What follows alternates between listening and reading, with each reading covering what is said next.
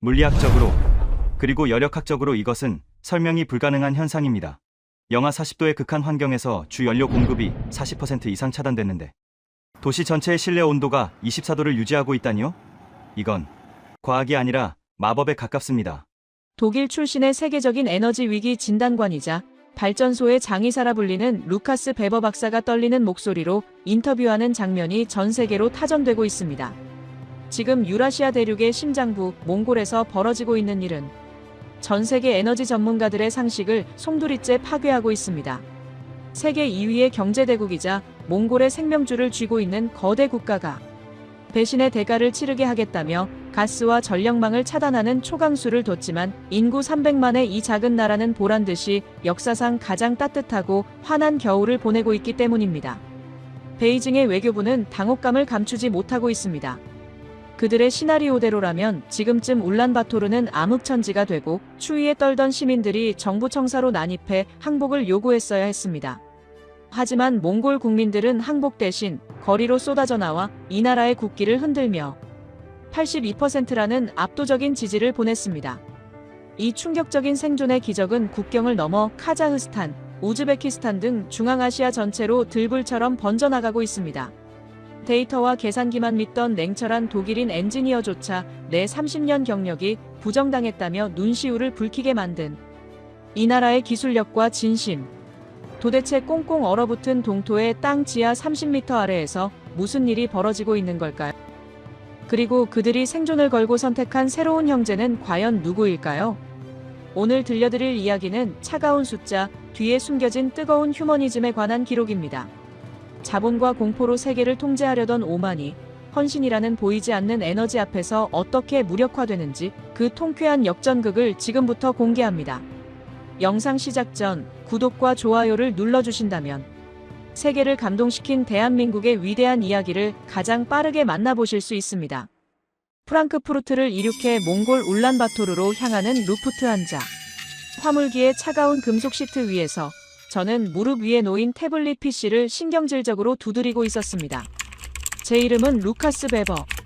국제에너지기구 IEA 소속의 수석 위기 진단관이자 지난 20년간 전 세계의 붕괴 직전인 발전소들만을 찾아다닌 엔지니어입니다. 동료들은 저를 닥터둠 혹은 장의사라고 부릅니다. 제가 파견된다는 것은 그 나라의 에너지 시스템이 사실상 사망 선고를 받았다는 뜻이나 다름없으니까요. 하지만 이번 몽골행은 제 경력에서도 가장 비이성적이고 절망적인 임무였습니다. 며칠 전 중국 외교부는 몽골에 대한 에너지 제재를 공식화했습니다. 표면적인 이유는 설비 점검이었지만 실상은 몽골이 중국 중심의 경제 블록을 거부하고 독자 노선을 걷겠다고 선언한 것에 대한 잔혹한 보복이었습니다. 몽골의 전력망은 구소련 시절에 만들어진 낡은 유물입니다. 게다가 발전용 석탄과 예비 전력의 상당 부분을 중국에 의존하고 있죠. 베이징은 정확히 몽골의 숨통을 조일 수 있는 밸브를 잠근 것입니다. IEA 본부는 제게 이렇게 지시했습니다. 루카스, 울란바토르가 완전히 셧다운되어 도시 기능이 마비되기까지 남은 시간을 계산해 오시오. 그리고 난민 발생 시나리오를 작성하시오. 저는 엑셀 시트에 입력된 변수들을 다시 한번 검토했습니다. 변수 A 외부 기온 영하 38도, 체감 영하 45도. 변수 B 중국 측 송전량 60% 감소. 변수 C 몽골 화력발전소 노후화율 85%. 제 계산기와 독일 엔지니어링의 정밀한 공식에 따르면 결과는 명확했습니다. 48시간. 울란바토르가 버틸 수 있는 시간은 고작 이틀이었습니다. 그 시간이 지나면 전압이 떨어져 난방용 순환 펌프가 멈출 것이고 4시간 뒤엔 수도관이 동파될 것이며 12시간 뒤엔 도시 전체가 거대한 콘크리트 얼음 무덤으로 변할 것이 뻔했습니다. 이것은 감정이 개입할 여지가 없는 물리학의 법칙이었습니다. 비행기가 착륙을 위해 고도를 낮추자 칠흑 같은 어둠 속에 잠겨 있어야 할 도시가 구름 아래로 모습을 드러냈습니다. 잠깐 센서가 고장났나? 창밖을 내다보던 저도 모르게 중얼거렸습니다. 제 눈앞에 펼쳐진 광경은 제 시뮬레이션 결과와 정반대였습니다. 어둠은커녕 울란바토르는 마치 크리스마이브의 뉴욕처럼 찬란하게 빛나고 있었습니다. 도로의 가로등은 끝없이 이어져 있었고 공장 굴뚝에서는 하얀 수증기가 힘차게 뿜어져 나오고 있었습니다. 이럴 리가 없어. 예비 전력을 다 끌어다 쓰고 있는 건가? 이건 자살 행위인데. 저는 착륙하는 순간까지도 이것이 몽골 정부의 최후의 발악일 것이라 생각했습니다. 칭기즈칸 국제공항의 입국장 게이트가 열리는 순간 두 번째 충격이 저를 강타했습니다. 영하 40도의 바깥 공기가 무색할 정도로 공항 내부는 훈훈하다 못해 땀이 날 정도로 따뜻했습니다.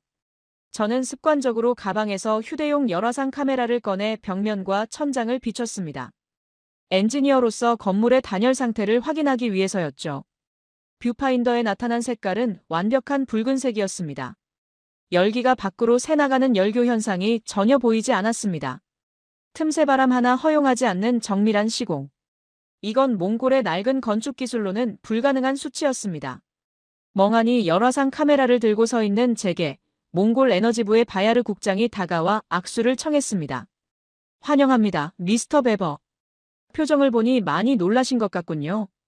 당신의 데이터와 달라서 그렇습니까? 저는 무례한 줄 알면서도 대뜸 물었습니다. 국장님, 솔직히 말씀해 주십시오.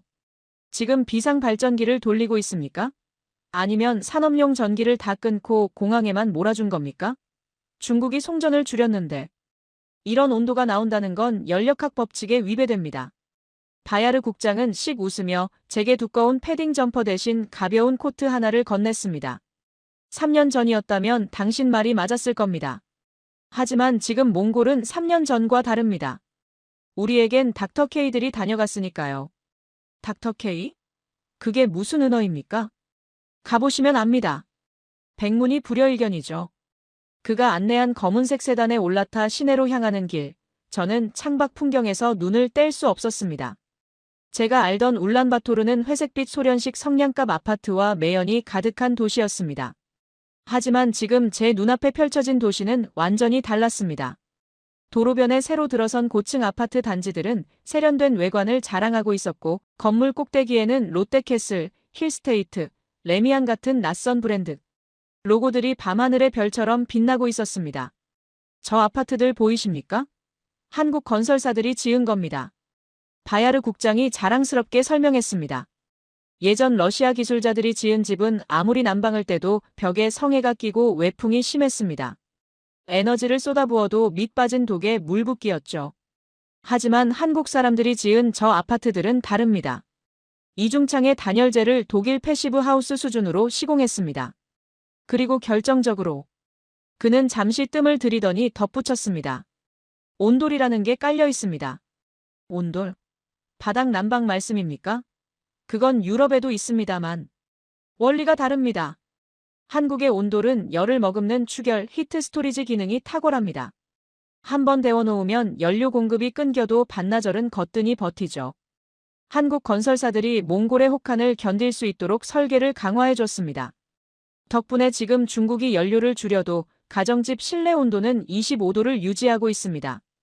시민들이 집 안에서 반팔을 입고 아이스크림을 먹을 정도니까요. 저는 머리를 한 대 맞은 것 같았습니다.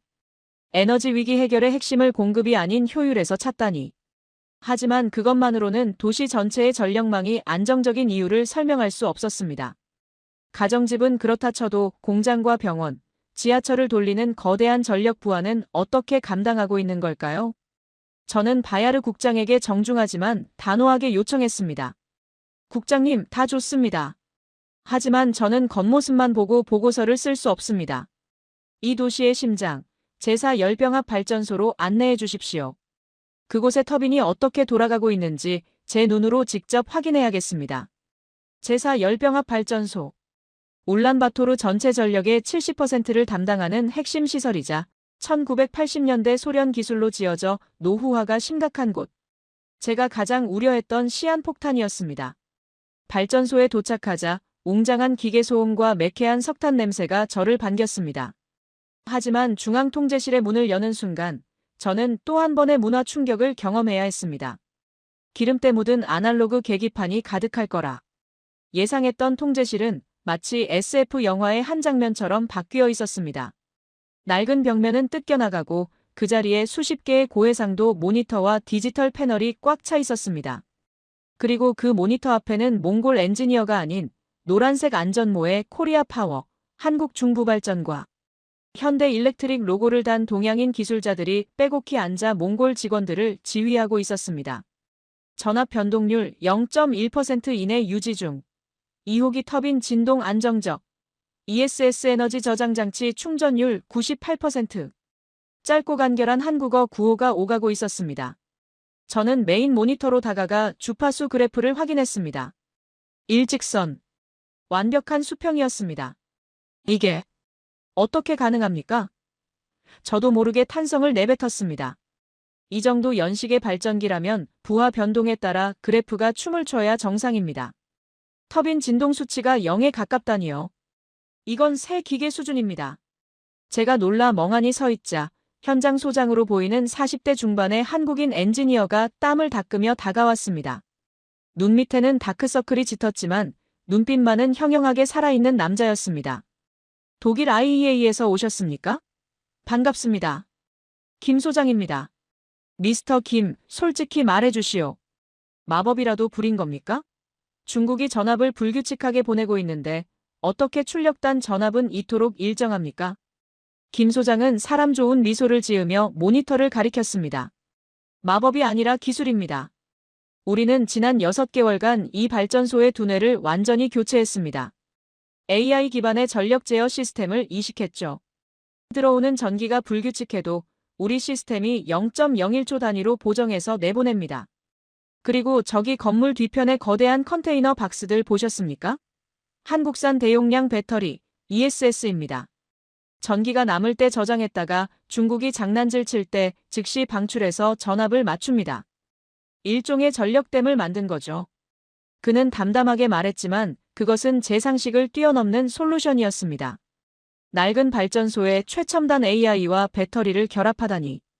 그때 제가 한 가지 이상한 점을 발견했습니다. 벽에 걸린 근무표였습니다. 잠깐만요, 김 소장님. 근무표를 보니 3교대가 아니라 전원 24시간 대기로 되어 있군요. 그리고 당신들 소속은 한국 기업 아닙니까? 계약서상 몽골 정부가 이런 비상근무까지 요구할 권리는 없을 텐데요. 오버타임 수당은 제대로 받고 있는 겁니까? 독일인의 관점에서 이것은 명백한 비효율이자 노동법 위반이었습니다. 전쟁터나 다름없는 이곳에서 남의 나라 전기를 지키기 위해 밤을 새운다. 이해할 수 없는 노릇이었습니다. 김 소장은 쓰고 있던 안전모를 고쳤으며 저를 정면으로 응시했습니다. 미스터 베버, 당신 말대로 계약서에는 이런 조항 없습니다. 수당이요? 그런 건 나중에 따져도 됩니다. 그럼 왜 이렇게까지 하는 겁니까? 국장님은 모르시겠지만 50년 전 우리나라도 전기가 없어서 촛불 켜고 공부했습니다. 겨울에 난방이 끊겨서 덜덜 떨며 잠드는 공포가 뭔지 우리는 뼛속 깊이 알고 있습니다. 지금 몽골 사람들이 겪을 그 공포를 뻔히 아는데 계약서 타령하며 호텔 가서 잘 수는 없지 않습니까? 우리 기술이, 우리 땀이 사람을 살릴 수 있다면 하는 겁니다. 그게 한국 스타일입니다. 그 순간 갑자기 통제실 전체가 붉은 빛으로 물들며 요란한 사이렌 소리가 울려 퍼졌습니다. 워닝, 그리드 인스터빌리티 디텍티드. 메인 화면에 뜬 경고 문구가 섬뜩했습니다. 중국 측 변전소에서 예고도 없이 몽골로 들어오는 송전선로 하나를 강제로 차단한 것입니다. 이것은 단순한 고장이 아니었습니다. 몽골의 반응을 보기 위한 명백한 전력 테러였습니다. 통제실은 순식간에 아수라장이 될 거라 예상했습니다. 발전기가 멈추고 블랙아웃이 오는 시나리오가 제 머릿속에 그려졌습니다. 저는 반사적으로 몸을 숙였습니다. 하지만 한국인 엔지니어들은 미동도 하지 않았습니다. 당황은커녕 마치 기다렸다는 듯 김 소장이 침착하게, 그러나 우렁차게 소리쳤습니다. 예상했던 시나리오 3번이다. 당황하지 마. 2번 송전 라인 차단하고 ESS 전력 전량 투입해. 주파수 떨어지면 안 돼. 잡아. 그들의 손놀림은 공포스러울 정도로 빨랐습니다. 키보드를 두드리는 소리가 기관총 소리처럼 통제실을 메웠습니다. 몽골 직원들이 어쩔 줄 몰라 하는 사이 한국 기술자들은 시스템을 수동으로 전환하고 배터리 전력을 끌어와 죽어가던 전압 그래프를 강제로 끌어올렸습니다.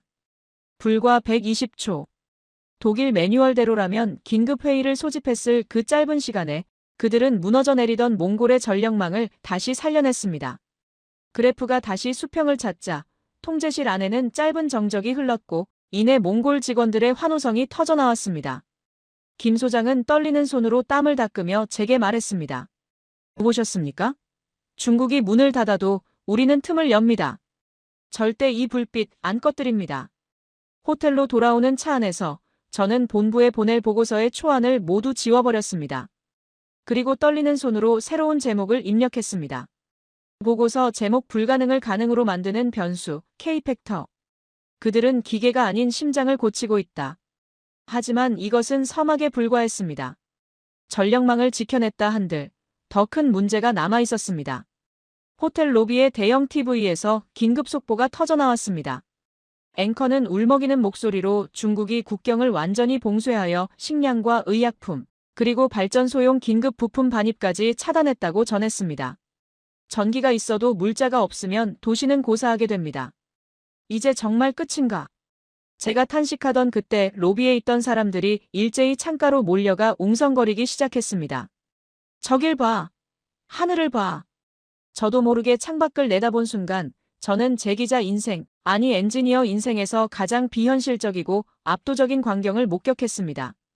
칠흑 같은 몽골의 밤하늘을 가르며 수십 개의 거대한 불빛이 꼬리에 꼬리를 물고 내려오고 있었습니다. 그것은 별똥별이 아니었습니다. 눈보라를 뚫고 착륙을 시도하는 거대한 수송기들의 행렬이었습니다. 꼬리 날개에 선명하게 박힌 태극 문양.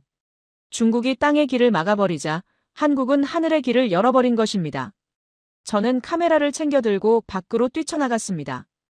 영하 40도의 추위도 잊은 채 저는 그 기적 같은 공중가교의 브릿지의 현장을 향해 달렸습니다. 이것은 단순한 수송작전이 아니었습니다. 피 한 방울 섞이지 않은 이웃을 위해 거인의 협박을 무시하고 날아온 형제의 날개였습니다. 호텔 로비의 회전문을 밀고 나오는 순간 영하 40도의 살인적인 칼바람이 제 뺨을 후려쳤습니다. 하지만 제 몸은 추위를 느낄 겨를조차 없었습니다. 밤하늘을 수놓은 저 거대한 빛의 행렬, 마치 은하수가 지상으로 쏟아져 내리는 듯한 저 비행기들의 궤적이 제 심장을 요동치게 만들었기 때문입니다. 저는 바야르 국장의 차를 타고 울란바토르 신공항 화물 터미널로 향했습니다. 도로는 이미 공항으로 향하는 몽골 시민들의 차량과 비상 트럭들로 북새통을 이루고 있었습니다. 그들의 얼굴에는 전쟁터로 향하는 비장함 대신 구세주를 맞이하러 가는 아이 같은 설렘이 가득했습니다. 공항에 도착하자마자 저는 또 한 번 독일 엔지니어로서의 자존심이 산산조각 나는 광경을 목격했습니다. 화물터미널은 그야말로 물류의 오케스트라가 연주되는 현장이었습니다. 활주로에는 대한항공, 아시아나항공, 에어인천, 그리고 대한민국 공군 수송기 C-130이 5분 간격으로 착륙하고 있었습니다. 베이징 서우두 공항보다 더 바쁜 밀도로, 그러나 시계 태엽처럼 정교하게 움직이고 있었습니다. 보통 이런 긴급 구호 현장은 아수라장이 되기 십상입니다. 물건은 쌓이고 트럭은 엉키고 고성이 오가는 게 일반적이죠. 하지만 이곳은 달랐습니다. 존 어는 의약품, 존 비는 발전소 부품, 존 씨는 식료품. 지게차 3호기 진입하세요. 형광조끼를 입은 한국인 물류 관리자들이 능숙한 수신호로 현장을 지휘하고 있었습니다. 컨테이너 박스마다 붙어있는 전자 태그, RFID를 스캐너가 읽을 때마다 화물들은 마치 제 집을 찾아가는 것처럼 자동으로 분류되어 트럭에 실리고 있었습니다. 스마트 물류 시스템. 한국이 자랑하는 그 기술이 이 황량한 몽골 벌판에 그대로 이식되어 있었던 것입니다. 저는 멍하니 그 광경을 바라보다가 현장을 지휘하던 한국인 팀장에게 다가갔습니다. 박이라는 명찰을 단 그는 쉰 목소리로 무전기에 소리치고 있었습니다. 박 팀장님 실례합니다. IEA 루카스 베버입니다. 궁금한 게 있습니다. 항공 운송은 해상이나 육로 운송보다 비용이 최소 10배는 더 듭니다. 게다가 지금은 야간 비행에 혹한기 할증까지 붙을 텐데요. 경제적으로 이건 미친 짓입니다. 도대체 누가 이 막대한 적자를 감당하는 겁니까? 제 질문은 지극히 현실적이고 계산적인 것이었습니다. 자본주의 논리상 이런 비효율적인 수송 작전은 지속 불가능하니까요. 박 팀장은 쓰고 있던 고글을 벗으며 충혈된 눈으로 저를 쳐다봤습니다. 그의 속눈썹에는 하얗게 성에가 껴 있었습니다. 미스터 베버, 계산기 두드리면 답 안 나오죠. 맞습니다. 기름값도 안 나옵니다. 하지만 말입니다. 그는 활주로를 가리켰습니다. 방금 막 착륙한 대한항공 화물기에서 거대한 컨테이너가 내려지고 있었습니다. 저 안에 뭐가 들어있는지 아십니까? 몽골 어린이 병원에 들어갈 인큐베이터 부품, 당뇨병 환자들이 쓸 인슐린, 그리고 발전소 3호기에 들어갈 긴급 베어링입니다. 중국이 국경 막으면서 다 끊긴 것들이죠. 우리가 이걸 비싸다고 안 가져오면 오늘 밤 몽골 아이들 몇 명은 죽습니다. 사람 목숨값을 엑셀표에 넣을 순 없지 않습니까? 그는 씩 웃으며 덧붙였습니다. 그리고 몽골 정부가 돈이 없다고 하길래 우리 기업들이 외상으로 주기로 했습니다. 아니, 어쩌면 그냥 줄 수도 있고요. 50년 전에 우리도 남의 나라 우유 얻어먹고 컸는데 이제 갚을 때도 됐죠. 저는 할 말을 잃었습니다. 빚을 갚는다. 이 비논리적인 부채의식이 한국인들을 움직이는 동력이라니. 그때였습니다. 화물 터미널 한쪽에서 웅성거리는 소리가 들렸습니다. 몽골 트럭 기사들이 한국인 파일럿들의 손을 잡고 울음을 터뜨리고 있었습니다. 궁금해서 가까이 가보았습니다. 파일럿이 건넨 작은 상자 때문이었습니다. 그건 값비싼 전자기기도 명품도 아니었습니다. 바로 한국산 믹스커피와 초코파이, 그리고 아이들을 위한 딸기 우유였습니다. 이게 정말 뭡니까? 몽골 기사가 울먹이며 물었습니다.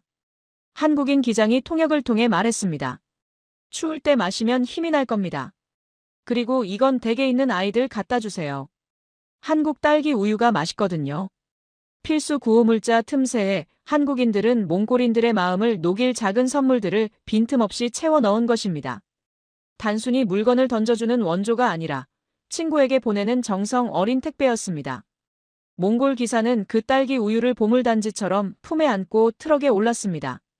영하 40도의 추위 속에서 그 믹스커피 한 잔의 온기는 그 어떤 난로보다 뜨거웠을 것입니다. 저는 그제야 깨달았습니다.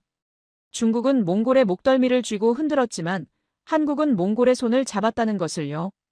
중국의 봉쇄는 공포를 주었지만 한국의 공수는 존엄을 주었습니다. 그 차이가 바로 82%라는 지지율을 만든 것입니다. 다음 날 새벽, 저는 극적인 대조를 확인하기 위해 바야르 국장에 만류를 뿌리치고 남부 국경지대인 자미누드로 향하는 헬기에 올랐습니다. 하늘길이 뚫린 울란바토르와 달리 땅의 문이 닫힌 국경의 상황을 제 눈으로 확인해야 보고서를 완성할 수 있었기 때문입니다. 헬기에서 내려다본 국경의 풍경은 참혹했습니다. 중국 쪽 국경 게이트는 굳게 닫혀 있었고 철조망 너머로는 중국 공안들이 삼엄한 경비를 서고 있었습니다. 그리고 몽골 쪽 도로에는 수백 대의 화물 트럭들이 눈에 파묻힌 채 멈춰 서 있었습니다. 트럭 기사들은 모닥불을 피워놓고 웅크리고 앉아 있었고 썩어가는 채소와 과일들이 도로 위에 나뒹굴고 있었습니다. 생지옥이 따로 없었습니다. 저는 헬기에서 내려 그들에게 다가갔습니다. 한 60대 기사에게 물었습니다. 얼마나 기다리셨습니까? 그는 힘없는 목소리로 대답했습니다. 일주일째요. 석탄을 싣고 중국으로 가야 돈을 받는데 저놈들이 문을 안 열어줍니다. 내 트럭 할부금도 못 내게 생겼소. 중국은 우리를 굶겨 죽이려고 작정한 게 분명해요. 그의 눈에는 중국에 대한 깊은 증오와 배신감이 서려 있었습니다. 그때 그의 동료 기사가 뛰어오며 소리쳤습니다. 어이! 울란바토르에서 연락이 왔어. 한국 비행기가 와서 물건을 다 채워주고 있대. 그리고 우리 트럭들, 중국으로 가지 말고 울란바토르 신공항으로 오라고 한다. 한국 물건을 전국으로 배송하는 일을 하래. 운임도 한국 기업이 선불로 준단다. 순식간에 침울했던 트럭 기사들의 분위기가 반전되었습니다. 정말이야? 한국이 우리 일감까지 주는 거야? 기사들은 얼어붙은 트럭에 시동을 걸기 시작했습니다. 굉음과 함께 트럭들이 하얀 매연을 내뿜으며 움직이기 시작했습니다. 그들이 향하는 곳은 닫힌 남쪽 국경이 아니라 활짝 열린 북쪽, 한국의 비행기가 있는 곳이었습니다. 중국은 스스로 몽골이라는 파트너를 걷어차 버렸고 그 빈자리를 한국이 완벽하게 메우고 있었습니다. 다시 울란바토르로 돌아오는 헬기 안에서 저는 무릎 위에 태블릿 PC를 켰습니다. 그리고 IEA 본부에 보낼 1차 보고서의 마지막 문단을 작성하기 시작했습니다. 분석 결과 보고 중국의 에너지 봉쇄 전략은 완전히 실패했다. 그들은 물리적인 파이프라인은 끊었을지 몰라도 심리적인 파이프라인은 한국에게 완전히 빼앗겼다. 한국은 단순히 물자를 보낸 것이 아니라 희망이라는 에너지를 수송했다. 이것은 경제학적으로 설명할 수 없는 가치 투자이며 몽골은 이제 되돌릴 수 없는 친한 프로코리아 국가가 되었다. 추신 본부장님, 한국인들이 말하는 정의라는 단어를 독일어 사전에 등재할 것을 건의합니다. 이 단어 없이는 이 현상을 설명할 길이 없습니다. 헬기가 울란바토르 상공에 진입했을 때 도시의 야경은 어제보다 더 밝아 보였습니다. 발전소 굴뚝의 연기는 힘찼고 도로를 달리는 자동차의 헤드라이트, 불빛은 혈관 속을 흐르는 피처럼 역동적이었습니다. 하지만 저를 기다리고 있는 충격은 여기서 끝이 아니었습니다. 호텔에 도착하자마자 바야르 국장이 저를 다급하게 찾았습니다. 미스터 베버, 좀 쉬실 틈이 없습니다. 방금 청와대, 아니, 한국 용산 대통령실에서 몽골 대통령에게 한 라인을 걸어왔습니다. 단순히 구호물자만 보내는 게 아니랍니다.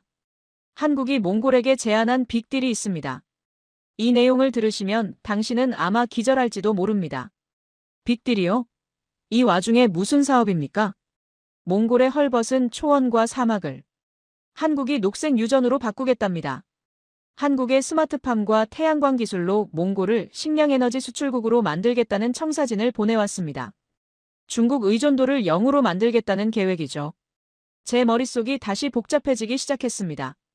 긴급 구호는 인도주의적 차원이라 쳐도 국가 개조 수준의 프로젝트를 제안하다니. 한국은 도대체 어디까지 내다보고 있는 것인가? 저는 피로도 잊은 채 바야르 국장이 내민한 몽밀의 동반자 협정 문건을 집어들었습니다. 그 첫 줄을 읽는 순간 저는 전율을 느꼈습니다. 단순한 원조를 넘어 자립의 토대를 닦는다. 몽골의 바람과 태양 그리고 한국의 기술이 만나 새로운 실크로드를 연다. 바야르 국장이 건네난 몽밀의 동반자 협정의 세부 문건, 그 중에서도 K-그린 벨트 한국형 녹색 장벽 프로젝트라는 제목의 파일을 밤새 읽어내려가며 저는 수십 번이나 안경을 벗어 닦아야 했습니다. 이건 단순한 에너지 지원 계획이 아니었습니다. IEA 수석 진단관인 제 눈으로 보기에도 이것은 국가의 체질을 송두리째 바꾸는 국가 개조 수준의 청사진이었습니다.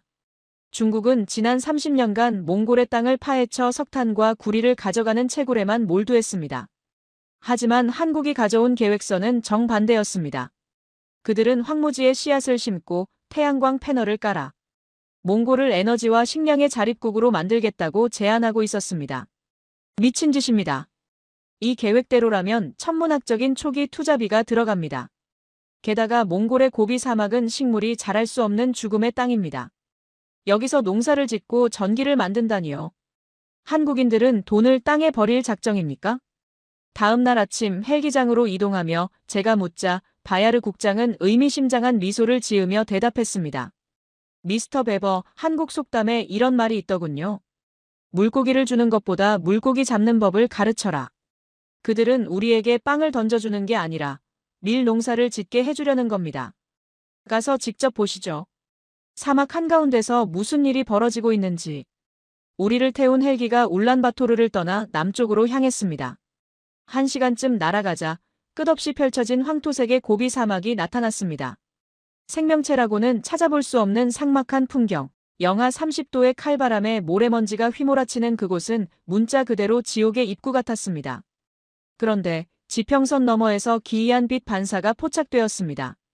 마치 사막 한가운데 거대한 유리 요새가 세워진 듯 햇빛을 받아 번쩍이는 거대한 구조물 군락이 보이기 시작했습니다. 헬기가 착륙하자 저는 제 눈을 의심했습니다. 축구장 쉰개는 좋게 되어 보이는 면적의 최첨단 스마트팜 유리 온실 단지가 펼쳐져 있었습니다. 그리고 그 옆으로는 끝이 보이지 않는 태양광 패널의 바다가 출렁이고 있었습니다. 밖은 입김이 얼어붙는 혹한이었지만 스마트팜 내부로 들어서는 순간 저는 안경에 김이 서려 앞을 볼 수 없었습니다. 훈훈한 온도, 적당한 습도, 그리고 코를 찌르는 싱그러운 흙내음과 달콤한 과일 향기. 그곳은 몽골이 아니라 마치 열대의 낙원 같았습니다. 어서 오십시오. 멀리서 오시느라 고생하셨습니다. 작업복을 입고 장화를 신은 백발의 노신사가 흙 묻은 손을 털며 다가왔습니다. 한국농촌진흥청에서 파견된 농업 전문가 최 박사였습니다. 그의 뒤로는 빨갛게 익은 토마토와 주먹만 한 딸기가 주렁주렁 매달려 있었고 몽골 청년들이 태블릿 PC를 들고 온실 내부의 온도와 습도를 체크하고 있었습니다. 박사님, 이게 도대체 어떻게 된 일입니까? 밖은 영하 30도입니다. 사막의 모래바람은 어떻게 막았으며 난방비는 어떻게 감당합니까? 독일의 기술로도 이 정도 규모의 온실을 사막에 짓는 건 불가능에 가깝습니다. 최 박사는 허허 웃으며 천장을 가리켰습니다. 독일 기술은 통제하려고 하죠. 우리는 순응하면서 이용합니다. 저 천장의 특수 비닐, 한국 기업이 개발한 겁니다. 낮 동안의 태양열을 90% 이상 가두죠. 그리고 난방. 기름 한 방울 안 씁니다. 바로 옆에 있는 지열 발전소와 태양광 패널에서 나오는 폐열을 끌어다 씁니다. 물은 지하 200m 안반수를 끌어올려 한 방울도 버리지 않고 순환시키는 수경 재배 시스템을 씁니다. 그는 갓 딴 딸기 하나를 제 입에 넣어 주었습니다. 입안 가득 퍼지는 달콤한 과즙. 그것은 제가 유럽 최고급 마트에서 사 먹던 딸기보다 훨씬 당도가 높았습니다. 삭막한 고비 사막 한가운데서 맛보는 딸기라니 이질적이면서도 충격적인 경험이었습니다. 하지만 저를 더 놀라게 한 건 기술이 아니라 그곳에서 일하는 사람들의 표정이었습니다. 최 박사의 안내로 만난 몽골 청년 바트바야르는 태블릿 PC로 온실의 LED 조명을 조절하고 있었습니다. 그는 유목민 출신이었습니다. 3년 전 조드 몽골의 혹한 재해가 왔을 때 저는 키우던 양 300마리를 하룻밤 사이에 다 잃었습니다. 전 재산이 얼어 죽는 걸 보면서 저도 죽으려고 했어요. 유목민에게 가축이 없다는 건 사형 선고니까요. 그의 목소리가 떨렸습니다. 그때 한국 분들이 마을로 찾아왔습니다. 처음에는 사기꾼인 줄 알았어요. 사막에서 농사를 짓자고 하니까요. 몽골 사람은 평생 고기만 먹었지 채소 키우는 법은 모릅니다. 그런데 최 박사님이 제 손을 잡고 그러시더군요. 우리도 전쟁 끝나고 아무것도 없었다. 맨손으로 흙 파서 일어났다. 당신도 할 수 있다. 라고요. 바트바야르는 눈시울을 붉히며 말을 이었습니다. 한국 기술자들은 우리에게 단순히 일당을 주고 일을 시키는 게 아니었습니다. 매일 밤 우리를 모아놓고 농업기술, 전기기술, 기계 만지는 법을 가르쳐줬습니다.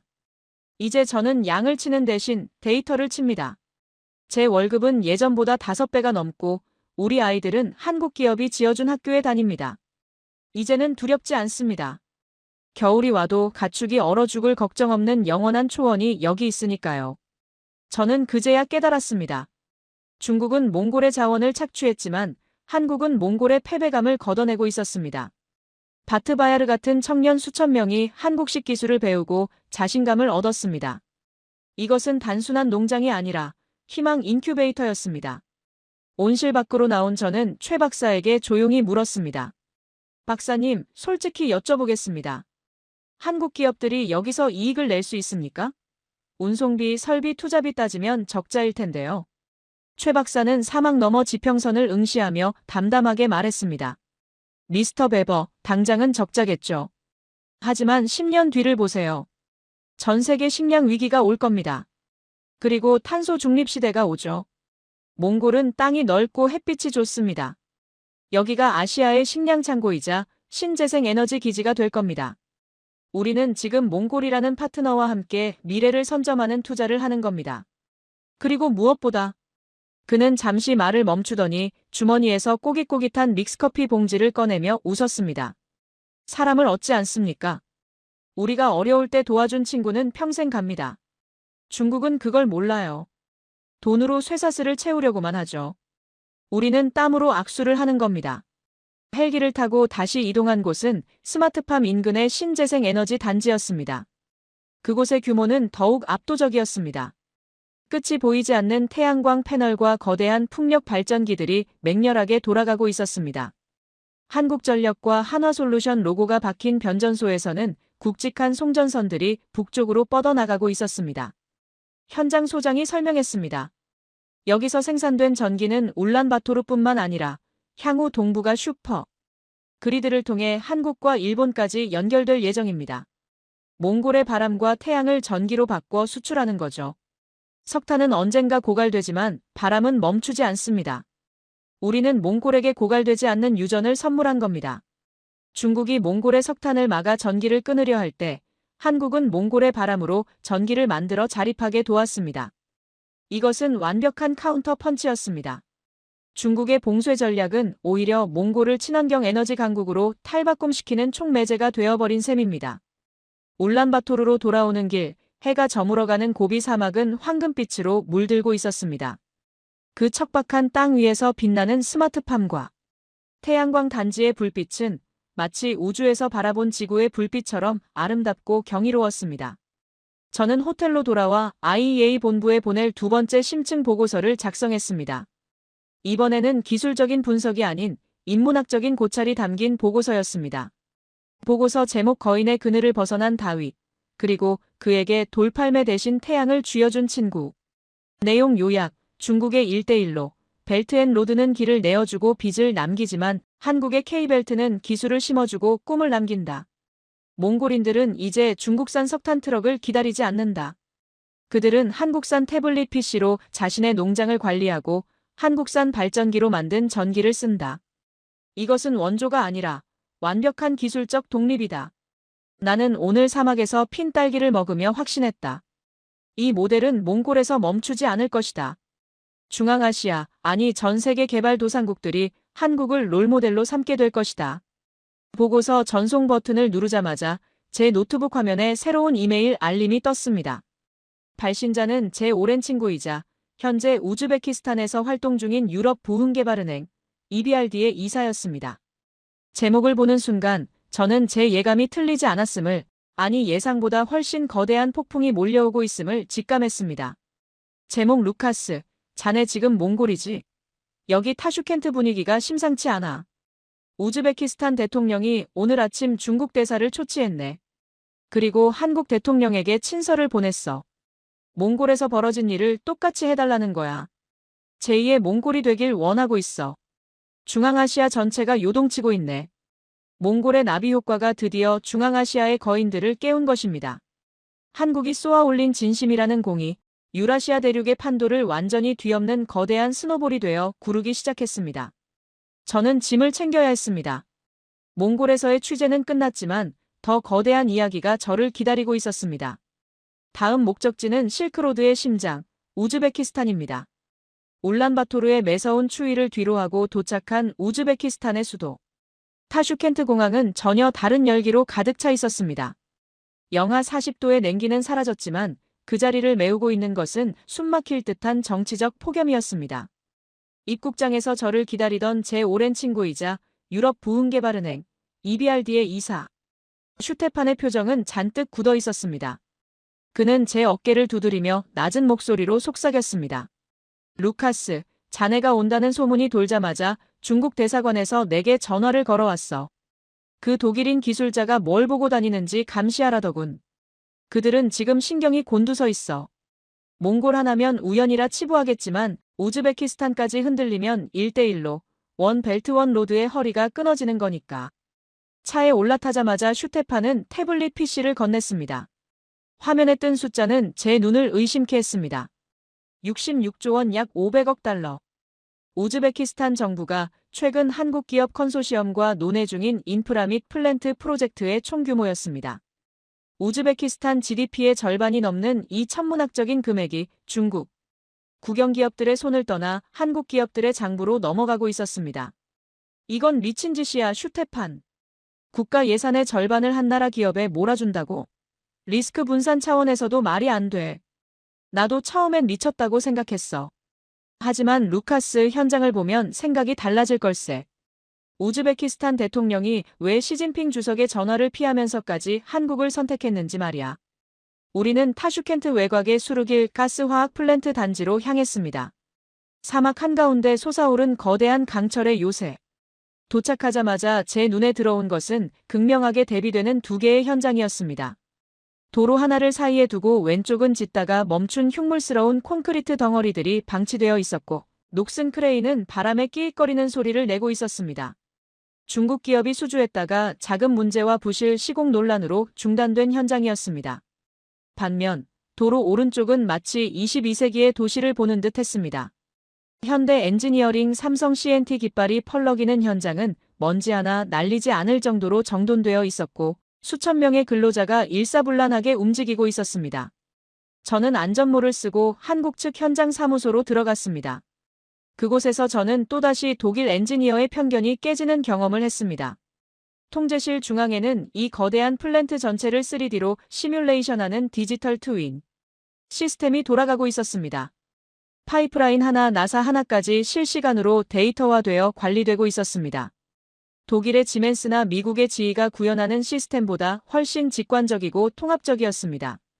놀랍군요.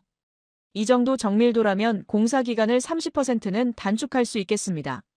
제가 감탄하자 안내를 맡은 우즈베키스탄 현지 엔지니어 아지즈 수석이 유창한 한국어로 대답했습니다. 정확히 보셨습니다. 베버 씨. 중국 기업들이 지을 때는 도면도 없이 주먹구구식으로 파이프를 연결하다가 가스가 새고 폭발 사고가 났습니다. 하지만 한국 분들은 착공 전에 가상 공간에서 100번 넘게 시뮬레이션을 돌립니다. 사고율 0%, 공기 지연 0%. 이게 바로 우리가 중국을 버리고 한국을 택한 이유입니다. 아지즈 수석의 한국어 실력이 놀라워 물어보니 그는 10년 전 한국대우건설 연수생으로 뽑혀 한국에서 기술을 배웠다고 했습니다. 그때 배운 기술로 제 집을 샀고 제 동생들 대학을 보냈습니다. 저에게 한국은 제2의 조국이나 다름없습니다. 그의 눈빛에는 단순한 고용관계를 넘어서는 존경심이 담겨 있었습니다. 하지만 저를 진정으로 전율케 한 것은 기술이 아니었습니다. 점심시간이 되자 거대한 식당으로 근로자들이 몰려들었습니다. 우즈베키스탄 현지인, 고려인, 그리고 한국인 관리자들이 한 테이블에 섞여 앉아 식사를 하고 있었습니다. 중국 현장에서는 상상도 할 수 없는 일이었습니다. 중국 기업들은 자국 죄수들이나 저임금 노동자들을 데려와 폐쇄된 캠프에 가두고 현지인들과의 접촉을 차단했으니까요. 하지만 이곳은 달랐습니다. 한국인 소장이 우즈베키스탄 청년의 어깨를 두드려주며 서툰 우즈베거로 농담을 건네고 우즈베키스탄 청년은 한국인 소장에게 자신이 쌓은 전통 빵론을 떼어주며 웃고 있었습니다. 그 모습은 흡사대 가족의 식사 시간 같았습니다. 이걸 보게 루카스. 슈테판이 제 팔을 끌었습니다. 식당 한 구석에 걸린 현수막이었습니다. 우리는 건물을 짓지 않습니다. 우즈베키스탄의 미래를 짓습니다. 기술 교육 아카데미. 식사를 마친 후 저는 현장 옆에 마련된 용접기술학교를 방문했습니다. 수백 명의 우즈베키스탄 청년들이 한국인 명장들에게 정밀 용접과 전기 배선을 배우고 있었습니다. 그들의 눈빛은 진지하다 못해 절박했습니다. 한국인 교관이 땀을 흘리며 소리쳤습니다. 야, 거기 비드가 삐뚤어졌잖아. 다시. 내가 뭐라고 했어? 이 파이프에 너희 가족이 쓸 가스가 흐른다고 했지? 대충 하면 안 돼. 장인정신, 크래프트맨십.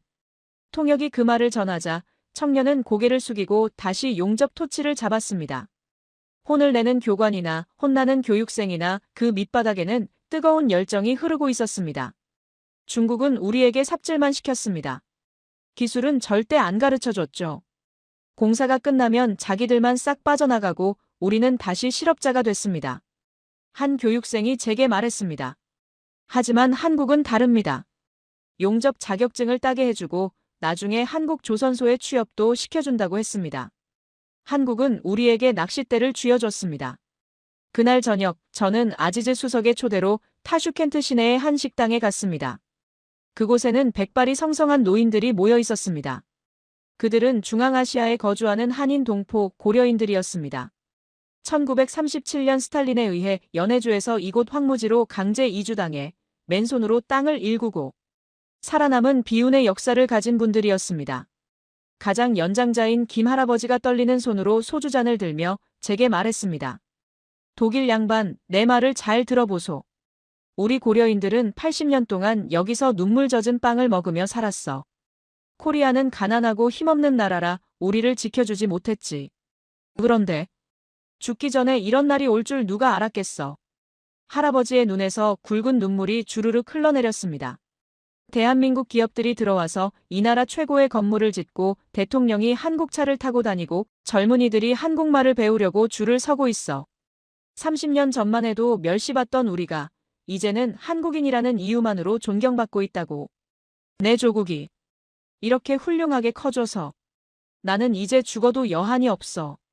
식당 안의 모든 고려인이 눈물을 훔쳤습니다. 저와 슈테판도 숙연해질 수밖에 없었습니다.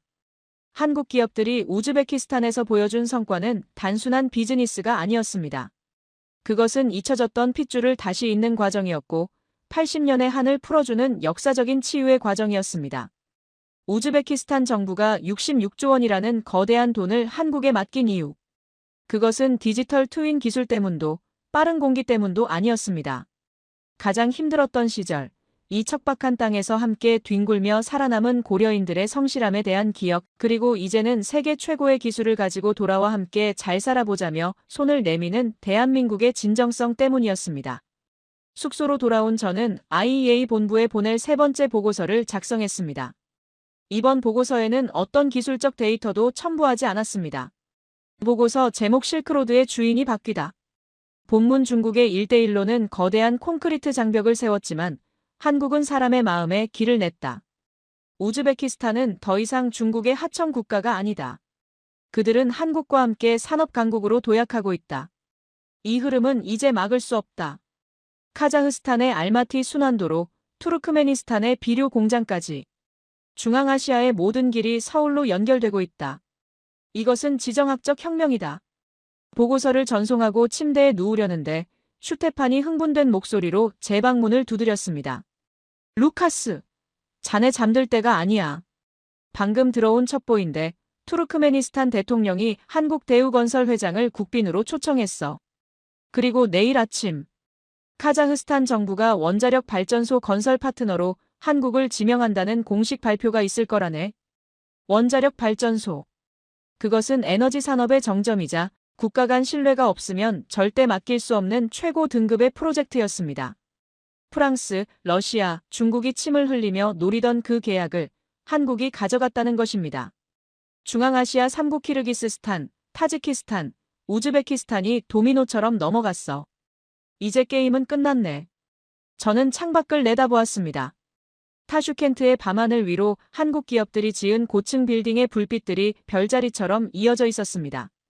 몽골의 차가운 초원에서 시작된 작은 불씨가 중앙아시아의 거대한 평원을 태우는 횃불이 되어 타오르고 있었습니다. 저는 이제 이 거대한 여정의 마지막 종착지를 향해 가야 했습니다. 한국이라는 나라가 도대체 어디서 이런 힘을 얻었는지 그 근원을 확인하기 위해서 말입니다. 중앙아시아의 뜨거운 열기를 뒤로하고 저는 이 거대한 도미노 현상의 진원지를 확인하기 위해 대한민국행 비행기에 올랐습니다. 몽골의 얼어붙은 발전소를 녹이고 우즈베키스탄의 황무지에 도시를 세운 그 힘. 도대체 무엇이 자원 한 방울 나지 않는 이 작은 반도 국가를 유라시아의 구원자로 만들었는가? 그 Y에 대한 답을 찾지 못하면 제 보고서는 영원히 완성되지 못한 미완의 기록으로 남을 것 같았기 때문입니다. 인천국제공항에 착륙해 입국장을 빠져나오는 순간 저는 묘한 현기증을 느꼈습니다. 몽골과 우즈베키스탄에서 그토록 경이롭게 바라봤던 최첨단 시스템들이 이곳에서는 마치 공기나 물처럼 너무나 당연하게 작동하고 있었기 때문입니다. 수화물은 단 10분 만에 도착했고 공항철도는 초단위의 오차도 없이 플랫폼으로 미끄러져 들어왔습니다. 하지만 저는 화려한 서울의 마천루나 강남의 네온사인에 머물지 않았습니다.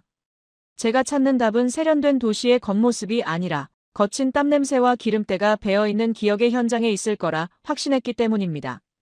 저는 곧바로 KTX에 몸을 싣고 한반도 남동쪽 끝, 대한민국 산업의 심장부라 불리는 울산으로 향했습니다. 차창 밖으로 스쳐 지나가는 풍경은 평화로웠지만 저는 알고 있었습니다. 불과 70년 전만 해도 저 들판이 포탄 구덩이와 시신으로 뒤덮인 폐허였다는 사실을요. 울산역에 내려 현대중공업 조선소합, 거대한 골리앗 크레인들이 숲을 이루고 있는 곳으로 향했습니다. 그 웅장한 기계음과 쇠가 부딪히는 소음 속에서 저는 평생을 용접공으로 살아온 73세의 최 반장님을 만났습니다. 그는 현역에서 은퇴했지만 명장, 메스터 칭호를 받고 후배들에게 기술을 전수하기 위해 매일 작업복을 입고 출근하는 살아있는 전설이었습니다. 악수를 청하는 그의 손은 마치 오래된 고목나무 껍질처럼 거칠었고 손가락 마디마디에는 훈장 같은 화상 자국과 흉터들이 깊게 새겨져 있었습니다. 그것은 한 개인의 손이 아니라 한 국가가 가난을 뚫고 나오기 위해 발버둥 쳤던 역사의 지문이었습니다. 우리는 조선소가 내려다 보이는 허름한 횟집에 마주 앉았습니다. 투박한 소주잔을 기울이던 그가 입을 열었습니다. 독일 양반 몽골이랑 우즈벡에서 우리 애들이 고생하는 거 보고 왔다며? 거기가 춥긴 춥지. 밥은 제대로 먹고 다니나 모르겠어. 그의 걱정 어린 말투에 저는 궁금했던 질문을 던졌습니다. 최 선생님, 저는 도저히 이해가 안 됩니다. 한국은 이제 G7에 초대받을 만큼 부유한 선진국입니다. 삼성과 현대는 세계를 지배하고 K-팝은 빌보드를 휩쓸고 있죠. 그런데 왜 당신의 후배들은, 그 젊은 엘리트 기술자들은 굳이 그 위험하고 척박한 오지까지 가서 계약에도 없는 야근을 하며 남의 나라 전기를 고쳐주고 사막에 나무를 심습니까? 단순히 돈 때문이라기엔 그들의 눈빛이 너무나 간절했습니다. 최 반장은 창밖의 검푸른 바다를 오랫동안 응시했습니다. 그의 눈빛이 50년 전의 시간으로 돌아간 듯 아련해졌습니다. 돈? 물론 돈도 벌어야지. 처자식 먹여 살려야 하니까. 하지만 말이여. 독일 양반, 우리는 빚이 있어. 빚이라니요? 한국은 세계적인 순채권국, 크레디터 네이션 아닙니까? 돈빚 말고 마음의 빚, 뼈에 사무치는 빚이 있지. 그는 떨리는 손으로 소주잔을 비우고 말을 이었습니다. 1970년대, 내가 딱 25살 때였어. 그때 우리나라는 필리핀보다, 아니 아프리카 가봉보다 못 살았어. 집에 쌀이 없어서 굶기를 밥 먹듯 했지. 내 밑으로 동생이 셋인데 걔들 학교 보내려고 내가 사우디아라비아 사막 건설 현장으로 갔어. 그의 목소리가 조금씩 잠기기 시작했습니다. 섭씨 50도가 넘는 모래바람 속에서 하루 16시간씩 용접을 했어. 물이 귀해서 오줌 같은 짠물을 마시고 밤이면 고향이 그리워서 동료들과 부둥켜 안고 울었지. 그때 우린 사람이 아니었어. 그냥 달러 버는 기계였지. 서러웠어. 가난한 나라 국민이라는 게 그렇게 서러울 수가 없었어. 저는 숨죽이고 그의 이야기를 들었습니다. 독일 엔지니어인 저로서는 상상도 할 수 없는 극한의 삶이었습니다. 그런데 그때 우리를 무시하는 나라도 있었지만 아무 조건 없이 도와준 나라들도 있었어. 당신네 독일도 그중 하나야. 우리 간호사들, 광부들이 독일 가서 피땀 흘려 벌어온 돈, 그리고 독일 정부가 차관 빌려줘서 이 나라에 고속도로 깔고 제철소 지었어. 우리는 기억해. 배고픔이 뭔지, 추위가 뭔지. 그리고 아무것도 없는 우리에게 누군가 내밀어준 따뜻한 밥 한 끼가 얼마나 눈물나게 고마운지. 최 반장의 눈가에 굵은 눈물이 맺혀 주름골을 타고 흘러내렸습니다. 그는 탁자를 툭툭 치며 힘주어 말했습니다. 지금 몽골이나 우즈벡 사람들이 겪는 서름, 전기가 끊겨서 덜덜 떨고 기술이 없어서 무시당하는 그 모습. 그게 딱 50년 전 내 모습이야. 거울 보는 것 같다고. 그러니 어떻게 모른 척해? 우리 후배들이 거기서 밤새워 일하는 건 단순히 남을 돕는 게 아니야. 과거의 우리를 돕는 거야. 우리도 이렇게 일어섰으니 너희도 할 수 있다. 포기하지 마라. 라고 등 두드려주는 거라고. 그게 우리가 받은 걸 갚는 방식이야. 순간 저는 머리를 강하게 얻어맞은 듯한 충격을 받았습니다. 제가 몽골에서 봤던 김 소장의 헌신, 우즈베키스탄에서 봤던 교육관들의 열정. 그 모든 것의 뿌리에는 공감이라는 거대한 뿌리가 박혀 있었습니다. 서구 선진국들이 개발도상국을 바라볼 때 느끼는 동정이나 우월감 섞인 시혜가 아니었습니다. 나도 너처럼 아파봤다. 그래서 내 마음을 안다. 라는 뼈를 깎는 고통을 공유해본 사람만이 가질 수 있는 숭고한 연대감이었습니다. 이것이 바로 독일의 차가운 데이터 분석으로는 도저히 찾아낼 수 없었던 K-팩터의 실체였습니다. 그들은 상처 입은 치유자, 와운디드 힐러였습니다. 자신들의 상처를 훈장 삼아 지금 상처 입은 이웃들을 치유하고 있었던 것입니다. 다음 날 저는 서울로 올라와 마지막 행선지인 용산의 전쟁기념관을 찾았습니다.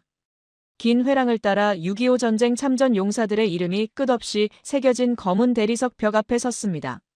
미국, 영국, 튀르키예, 에티오피아, 콜롬비아. 수만 명의 외국 젊은이들이 이름도 위치도 모르는 이 작은 나라의 자유를 지키기 위해 피를 흘리고 잠들어 있었습니다. 그곳에서 저는 한 젊은 한국인 부부를 보았습니다. 30 중반쯤 되어 보이는 아버지가 5살배기 아들의 손을 잡고 에티오피아 참전비 앞에서 무릎을 꿇고 설명하고 있었습니다. 지훈아, 잘 봐. 이분들 덕분에 우리가 지금 맛있는 밥 먹고 따뜻한 집에서 자는 거야. 이분들은 우리를 위해 목숨을 바치셨어. 그러니까 너도 나중에 어른이 되면 힘든 친구를 절대 그냥 지나치면 안 돼. 꼭 도와주는 사람이 되어야 해. 그게 약속이야. 알았지? 아이는 고사리 같은 손을 모으고 서툴게 묵념을 올렸습니다. 그 모습을 보는 순간 제 가슴속 깊은 곳에서 뜨거운 것이 울컥 치솟았습니다. 이 나라에서는 감사가 유전되고 있었습니다. 할아버지가 겪은 고난과 감사가 아버지에게로 그리고 다시 아들에게로 세대를 넘어 교육되고 전승되고 있었습니다. 전 세계 역사상 원조를 받던 수혜국에서 원조를 주는 공여국으로 전환한 유일한 나라. 그러나 대한민국은 단순히 돈을 갚는 것이 아니었습니다. 그들은 희망을 이자 쳐서 갚고 있었습니다. 몽골의 전력망을 고치고 우즈베키스탄에 공장을 짓고 베트남의 다리를 놓는 행위. 이 모든 것이 그들에게는 단순한 비즈니스가 아닌 거룩한 보훈의 의식이자 제사였습니다. 호텔로 돌아온 저는 밤을 꼬박 새워 IEA 본부와 EU 집행위원회에 제출할 최종 보고서를 작성했습니다. 더 이상의 수정도 망설임도 없었습니다. 제 손끝에서 타자기 소리가 격정적으로 울려 퍼졌습니다. 최종 보고서 위대한 유산, 더 그레이트 레거시. 발신, 국제에너지기구 IEA 수석 위기 진단관 루카스 베버. 수신, 사무총장 및 전 세계 회원국 대표. 결론 및 제언. 패러다임의 전환, 몽골과 중앙아시아에서 발생한 지정학적 지각 변동은 일시적인 현상이 아니다. 이것은 하드파워 군사력 경제력의 시대가 저물고 웜파워, 온정적 영향력의 시대가 도래했음을 알리는 신호탄이다. 공포는 복종을 낳지만 진심은 동맹을 낳는다. 대한민국의 실체, 중국의 1대1로는 거대한 콘크리트 길을 놓았으나 사람의 마음을 얻는 데 실패했다. 반면 대한민국은 파트너 국가의 자립을 도움으로써 그들의 영혼을 얻었다. 한국은 단순히 기술을 수출하는 것이 아니라 당신도 할 수 있다는 자존감을 수출하고 있다. 이것은 그 어떤 자원보다 강력한 에너지다. 에너지 안보의 재정에 미래의 에너지 안보는 더 이상 석유나 가스의 매장량이 아니다. 위기 상황에서 누가 목숨을 걸고 나를 도와줄 것인가, 즉 신뢰의 매장량이다. 대한민국은 현재 세계에서 가장 많은 신뢰 자산을 보유한 국가다. 그들은 친구를 위해 기꺼이 손해를 감수하며 그 손해를 투자라고 부른다. 개인적 고백, 나는 엔지니어로서 평생을 차가운 숫자와 기계의 효율성만 믿고 살아왔다. 기적 따위는 계산착오라고 믿었다. 하지만 대한민국이라는 나라에서 나는 데이터보다 강력한 에너지를 목격했다. 한국인들은 그것을 정의라고 부른다. 번역조차 불가능한 이 단어는 타인의 고통을 나의 고통으로 느끼는 인류애의 극치다. 보고서의 마지막 문장을 찍으며 저는 창밖을 내다보았습니다. 여명이 밝아오는 서울의 한강 위로 붉은 태양이 솟아오르고 있었습니다. 저 강물은 지난 70년간 이 나라 사람들이 흘린 피와 땀, 그리고 눈물을 기억하며 흐르고 있을 것입니다. 저는 가방을 챙겨 공항으로 향했습니다. 제 가방 깊숙한 곳에는 몽골 트럭 기사가 건네줬던 구겨진 한국산 믹스커피 한 봉지가, 그리고 울산의 최 반장님이 쥐어주신 투박한 명함 한 장이 들어있었습니다. 이것들은 제 인생에서 가장 소중한 기념품이 될 것입니다. 비행기가 이륙하며 멀어지는 한반도의 땅을 내려다보며 저는 저도 모르게 가슴에 손을 얹고 조용히 중얼거렸습니다. 독일어로, 그리고 서툰 한국어로. 당케 코리아. 고마워요 한국. 당신들이 보여준 이 뜨거운 기적을 이제 제가 전 세계에 증언하겠습니다. 당신들은 충분히 그럴 자격이 있습니다. 여러분, 오늘 독일인 에너지 전문가 루카스 베버의 눈을 통해 바라본 대한민국의 모습 어떠셨나요? 우리는 매일 반복되는 뉴스 속에서, 때로는 치열한 경쟁 속에서 우리 자신이 얼마나 위대한 일을 해내고 있는지 잊고 살 때가 많습니다. 헬조선이라 자조하고 남과 비교하며 스스로를 작게 여기기도 합니다. 하지만 국경 밖에서 제3자의 냉철한 시선으로 바라본 대한민국은 이미 누군가의 간절한 희망이자 가장 닮고 싶은 롤모델, 그리고 위기의 순간 등을 맡길 수 있는 유일한 형제였습니다. 오늘 이야기가 단순한 국뽕이나 자화자찬으로 들리지 않는 이유는 이 기적의 밑바닥에 우리의 아픈 역사가 흐르고 있기 때문일 것입니다. 50년 전 가난을 벗어나기 위해 낯선 독일의 지하 1000m 갱도로 들어갔던 파독 광부들의 검은 땀방울. 가족을 먹여 살리기 위해 섭씨 50도의 중동 사막에서 소금땀을 흘렸던 우리 아버지들의 거친 손마디. 그리고 전쟁의 폐허 속에서도 내 자식만큼은 가르쳐야 한다며 허리띠를 졸라맸던 우리 어머니들의 눈물. 그 피와 땀, 그리고 눈물이 모여 오늘날 세계를 움직이는 거대한 강물이 되었습니다. 몽골의 혹한을 녹이고 중앙아시아의 지도를 바꾼 것은 최첨단 기술 이전에 배고픔과 서러움을 알기에 남을 도울 수 있었던 우리의 뜨거운 정이었습니다. 루카스 베버가 그토록 놀라워했던 K팩터는 바로 여러분이, 그리고 여러분의 부모님이 평생을 바쳐 만들어낸 사랑의 기술입니다. 지금 이 영상을 보고 계신 여러분 한 분 한 분이 바로 이 위대한 드라마의 주인공이십니다. 여러분이 묵묵히 지켜온 그 자리가, 여러분이 흘린 그 정직한 땀방울이 모여 대한민국이라는 거대한 숲을 이루었고, 이제 그 숲은 전 세계가 쉬어갈 수 있는 시원한 그늘이 되어주고 있습니다. 부디 자부심을 가지십시오. 당신은 충분히 그럴 자격이 있습니다. 오늘 들려드린 이 가슴 벅찬 이야기가 여러분의 마음에 작은 울림을 주었다면 지금 구독과 좋아요 버튼을 꾹 눌러주세요. 그리고 댓글로 대한민국 파이팅! 우리 기술자들 감사합니다 라고 따뜻한 응원의 한마디를 남겨주세요. 여러분의 작은 클릭과 댓글 하나가 지금도 세계 오지에서 국위 선양을 위해 땀 흘리고 있는 우리 산업 여군들에게 전해지는 가장 큰 힘이 됩니다. 또한 이 영상이 널리 퍼져 더 많은 우리 국민들이 대한민국의 저력을 확인하고 함께 웃을 수 있도록 공유해 주시면 감사하겠습니다. 저는 다음 시간 더 놀랍고 더 감동적이며 가슴 뜨거워지는 대한민국의 진짜 이야기로 다시 찾아오겠습니다. 끝까지 시청해 주셔서 진심으로 감사합니다. 전 세계 고고학계와 역사학계가 지금 깊은 침묵과 경악에 빠졌습니다. 인류 문명의 시원이라 불리는 수메르 문명, 그리고 중앙아시아를 호령했던 거대 유목제국의 비밀이 대한민국 서울의 한 낡은 고서적에서 풀렸기 때문입니다. 서구학자들이 그토록 감추고 싶어 했던, 혹은 무지로 인해 외면했던 동방의 등불이 마침내 그 실체를 드러낸 것입니다. 미국 아이비리그의 한 저명한 교수는 이 사실을 접하고, 우리가 지금까지 배운 세계사는 반쪽짜리에 불과했다며 망연자실한 표정을 감추지 못했습니다. 도대체 무엇이 이토록 오만한 서구지성인들을 무릎 꿇게 만든 것일까요? 단순히 우연의 일치라고 치부하기엔 1만 년의 시간을 관통하는 언어와 풍습, 그리고 혈통의 증거들이 너무나도 명확하게 한 곳, 바로 한반도를 가리키고 있었습니다. 평범한 외국인 학자였던 제가 한국이라는 나라에 와서 마주한 진실은 제 인생을 송두리째 뒤흔들었습니다. 지금부터 들려드릴 이야기는 단순한 역사 이야기가 아닙니다. 잃어버린 형제를 찾은 뜨거운 눈물과 위대한 유산을 지켜온 한국인들에 대한 경의, 그리고 세계가 다시 써야 할 인류의 기원에 대한 저의 고백입니다. 이 놀라운 여정에 동참하실 준비가 되셨다면 좋아요와 구독으로 한국의 위대한 진실을 널리 알려주십시오. 여러분의 작은 관심이 왜곡된 역사를 바로잡는 큰 힘이 됩니다. 그날 새벽 저는 떨리는 손을 진정시키며 한국행 비행기 표를 예매했습니다. 모든 것은 우연히 펼쳐든 낡은 책 한 권과 한국의 한 제야 사학자가 던진 질문 하나에서 시작되었습니다. 안녕하십니까?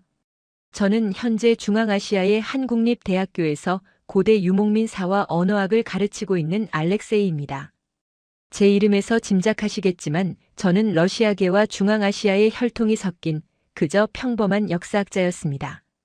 제가 한국이라는 나라와 이토록 깊은 인연을 맺게 될 줄은 꿈에도 몰랐습니다. 몇 년 전까지만 해도 저에게 한국은 그저 삼성과 현대라는 거대한 기업이 있고 K-팝이라는 흥겨운 음악이 흘러나오는 경제적으로 성공한 작은 나라일 뿐이었습니다. 솔직히 말씀드리면 학자로서의 오만함도 있었습니다. 수천 년의 역사를 자랑하는 우리 중앙아시아의 광활한 대륙 역사에 비하면 반도라는 좁은 땅에 갇힌 한국의 역사는 그저 중국의 변방 문화 정도로만 치부했었으니까요. 그때만 해도 저는 몰랐습니다. 제 혈관 속에 흐르는 피가, 그리고 제가 평생을 바쳐 연구해온 중앙아시아의 언어들이 한국과 얼마나 깊은 탯줄로 연결되어 있는지 말입니다.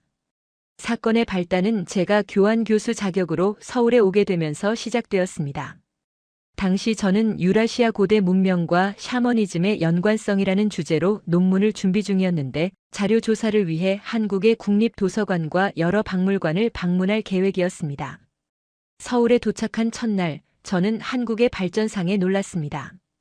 인천공항의 압도적인 규모와 서울 시내의 화려한 스카이라인, 그리고 거미줄처럼 촘촘하고 깨끗한 지하철 시스템은 제가 살던 곳과는 비교할 수 없을 정도로 쾌적했습니다.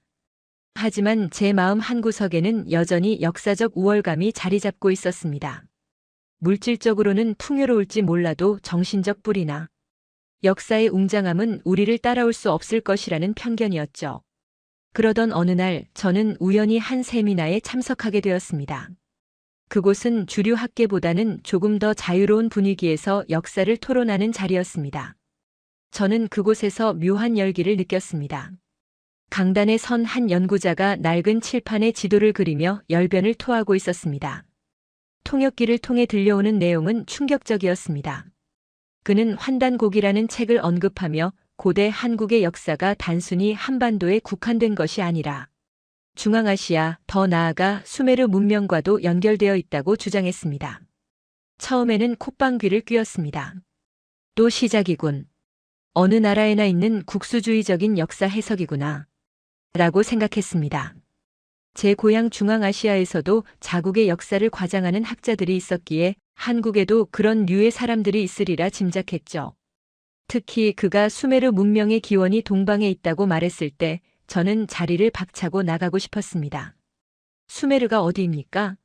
인류 최초의 문명이라 불리는 메소포타미아의 찬란한 유산 아닙니까? 그것을 감히 동쪽 끝에 있는 한국과 연결하다니 학자로서의 자존심이 허락하지 않았습니다. 하지만 그가 다음 순간 던진 말들이 저를 자리에 얼어붙게 만들었습니다. 그는 칠판에 수메르라고 쓰고는 그 옆에 수미산이라는 한자를 적었습니다. 그리고 우리 중앙아시아인들이 신성시하는 산 한탱그리 산을 언급했습니다. 여러분, 고대에는 한탱그리 산을 수메르 산이라고 불렀습니다. 우리말의 소머리, 즉 우두산과도 연결되죠. 동북아시아 사람들은 알 발음이 약해서 수메르가 수미로 변형된 것입니다. 제 심장이 쿵 하고 내려앉았습니다. 언어학자인 저는 그 말이 단순한 억측이 아님을 직감했습니다. 우리 중앙아시아 언어에서도 아과 엘의 발음 변화는 흔한 현상이었습니다. 게다가 그가 언급한 탱글이라는 단어는 저에게 너무나 익숙한 단어였습니다. 우리는 하늘을 탱글이라고 부르며 숭배합니다. 그런데 한국의 고대 신앙인 단군 혹은 단골이 바로 이 탱글이와 같은 어원이라는 설명이 이어졌습니다. 저는 저도 모르게 마른 침을 삼켰습니다. 만약 그의 말이 사실이라면, 만약 수천 킬로미터 떨어진 한국과 중앙아시아가 그리고 수메르가 하나의 거대한 뿌리에서 나온 형제라면, 제 머릿속에서 그동안 풀리지 않았던 고대사의 수수께끼들이 마치 퍼즐 조각처럼 맞춰지는 느낌이 들었습니다. 하지만 의심은 쉽게 사라지지 않았습니다. 서구 학계가 쌓아 올린 견고한 역사관을 무너뜨리기에는 증거가 부족해 보였습니다. 그때 그 연구자가 또 다른 지도를 펼쳤습니다. 12개의 나라가 적힌 고대 지도였습니다. 이것은 환단고기에 기록된 12환국의 이름입니다. 그런데 이 이름들을 보십시오. 비리국, 양운국, 구막한국. 이것들이 낯섭니까? 아닙니다. 이것은 지금도 존재하는 중앙아시아 민족들의 이름입니다. 저는 안경을 고쳐 쓰고 스크린을 뚫어지게 쳐다보았습니다. 구막한국은 키막한국, 객현한국은 키르기스, 일군국은 몽골의 이란국. 소름이 돋았습니다. 1900년대 초에 쓰였다는 이 책이 어떻게 그 당시 한국인들은 알기도 힘들었을 중앙아시아의 부족 명칭들을 이토록 정확하게 기록하고 있단 말입니까? 단순한 소설이나 위서라고 치부하기에는 그 일치성이 너무나 정교했습니다. 제 학자적 양심이 요동치기 시작했습니다. 저는 세미나가 끝나자마자 그 연구자에게 다가갔습니다. 그는 외국인인 저를 보고 잠시 놀란 듯 했지만 이내 따뜻한 미소로 맞아주었습니다. 한국인 특유의 그 선한 눈빛이었습니다. 저는 더듬거리는 한국어와 영어를 섞어가며 물었습니다. 당신의 주장은 매우 흥미롭지만 위험합니다. 증거가 있습니까? 서양 학계가 인정할 만한 물증 말입니다. 그는 조용히 고개를 끄덕이며 자신의 가방에서 낡은 복사본 뭉치를 꺼내 제게 건넸습니다. 그것은 놀랍게도 카자흐스탄 정부가 발행한 역사책과 러시아의 고문헌들이었습니다. 그리고 그가 나직한 목소리로 말했습니다. 박사님, 눈에 보이는 유물보다 더 강력한 증거는 바로 박사님의 입, 그리고 박사님의 기억 속에 있습니다. 우리가 쓰는 단어, 우리가 기념하는 풍습, 그 속에 답이 있습니다. 한국은 단순히 반도의 작은 나라가 아닙니다. 우리는 오래전 잊어버린 형제를 기다리고 있었습니다. 저는 그날 밤 호텔로 돌아와 그가 준 자료들을 밤새도록 읽었습니다. 그리고 깨달았습니다. 제가 알고 있던 역사는 거대한 빙산의 일각에 불과했다는 것을요. 한국인들이 환단고기를 통해 말하고자 했던 것은 국수주의가 아니라 잃어버린 인류의 공통된 기억, 대홍수 이후 살아남은 자들이 세운 문명의 연대기였습니다. 저는 그제야 비로소 한국이라는 나라가 왜 그토록 낯설면서도 포근하게 느껴졌는지, 왜 한국 음식인 마늘과 쑥 이야기가 우리네 전설과 닮아 있는지 이해할 수 있는 실마리를 찾은 것 같았습니다. 하지만 이것은 시작에 불과했습니다. 제가 발견한 진실은 단순히 과거에 머물러 있지 않았습니다. 그것은 현재의 대한민국이 보여주는 놀라운 시민의식과도 연결되어 있었습니다.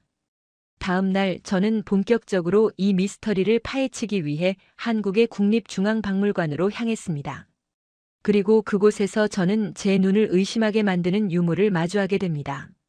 황금으로 된 왕관, 그리고 그 모양이 중앙아시아 초원에서 발굴된 것과 너무나도 똑같은 형상을 하고 있었기 때문입니다. 그 제야 사학자와의 첫 만남 이후 제 머릿속은 혼란 그 자체였습니다. 숙소로 돌아온 저는 밤새 한숨도 잘 수 없었습니다. 그가 건네준 자료들, 그리고 제 기억 속의 파편처럼 흩어져 있던 중앙아시아의 언어들이 마치 자석에 이끌리듯 하나로 합쳐지고 있었기 때문입니다. 하지만 다음 날 아침 저는 냉혹한 현실의 벽에 부딪혀야 했습니다. 저는 당시 공동 연구를 진행 중이던 서구 주류 학계의 거두, 하버드 출신의 해리슨 교수와 조찬 미팅을 가졌습니다. 그는 저를 아끼는 멘토였지만 동시에 철저한 서구 중심적 실증 사학자였습니다.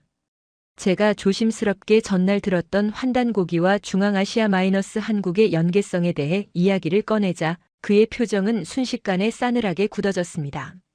알렉세이, 자네 미쳤나? 그건 유사 역사학이야. 20세기 초에 조작된 위서라고. 한국 내에서도 인정받지 못하는 낭설을 자네 같은 유망한 언어학자가 진지하게 믿는다는 게 말이 되나? 수메르가 한국과 연결된다고. 차라리 외계인이 피라미드를 지었다고 믿게. 그의 비웃음 섞인 조소는 저에게 큰 모멸감을 주었습니다. 하지만 교수님, 카자흐스탄의 부족 명칭과 환단고기에 나오는 12환국의 이름이 너무나 정확하게 일치합니다. 그리고 언어학적으로 제 항변은 그의 단호한 손짓에 가로막혔습니다. 그만. 더 이상 학자로서의 자네 커리어를 망치고 싶지 않다면 그 동양의 판타지에서 당장 발을 빼게. 그 자리에서 저는 아무 말도 할 수 없었습니다. 하지만 제 가슴속 깊은 곳에서는 오기가 끓어올랐습니다. 무조건 아니라고. 증거를 제대로 보지도 않고. 저는 그날 오후 예정된 일정을 취소하고 홀로 국립중앙박물관으로 향했습니다. 해리슨 교수의 말이 틀렸다는 것을, 아니 서구 학계가 애써 외면하고 있는 진실을 제 두 눈으로 확인하고 싶었습니다. 박물관의 고요한 공기 속에서 저는 신라의 금관 앞에 섰습니다. 그리고 그 순간 저는 숨이 멎는 듯한 충격을 받았습니다. 유리관 너머로 찬란하게 빛나는 금관의 형상. 그것은 단순한 왕관이 아니었습니다. 금관 위로 뻗어 올라간 출자 모양의 장식은 명백히 나무였고 그 옆에 달린 고곡들은 생명을 상징했습니다. 그리고 가장 중요한 것, 바로 사슴뿔 형상이었습니다. 제 고향 중앙아시아의 초원, 그곳에서 발굴된 황금인간. 알틴 아담의 머리 장식과 신라의 금관은 마치 쌍둥이처럼 닮아 있었습니다. 이것은 우연일 수 없습니다. 시베리아 샤머니즘의 원형인 우주목 사상과 사슴 숭배 신앙이 한반도 남쪽 끝 신라에서 이토록 완벽하게 보존되어 있다는 것은 이들이 같은 영혼과 같은 피를 나눈 형제라는 명백한 증거였습니다. 해리슨 교수는 이것을 보고도 우연이라고 말할 수 있을까요? 그때 누군가 제 뒤에서 조용히 말을 걸어왔습니다. 어제 만났던 그 제야 사학자 김 선생이었습니다. 그는 마치 제가 이곳에 올 줄 알았다는 듯 온화한 미소를 짓고 있었습니다. 박사님, 신라의 금관을 보며 고향의 향기를 느끼고 계십니까? 신라라는 이름의 기원이 중앙아시아의 우두산, 즉 수메르 산에서 왔다는 것을 아신다면 더 놀라실 겁니다. 저는 그를 돌아보며 떨리는 목소리로 물었습니다. 수메르 산이라니요? 수메르 문명은 메소포타미아에 있지 않습니까?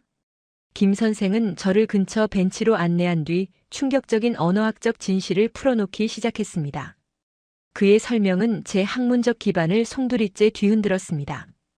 박사님, 우리 동북아시아와 중앙아시아 사람들은 알 발음과 엘 발음을 구별하지 못하거나 탈락시키는 경향이 있습니다. 중앙아시아의 천산 산맥 근처에 있는 한탱그리 산을 고대에는 수메르 산이라고 불렀습니다. 그런데 이 수메르가 동쪽으로 오면서 아이 탈락해 수미가 된 것입니다.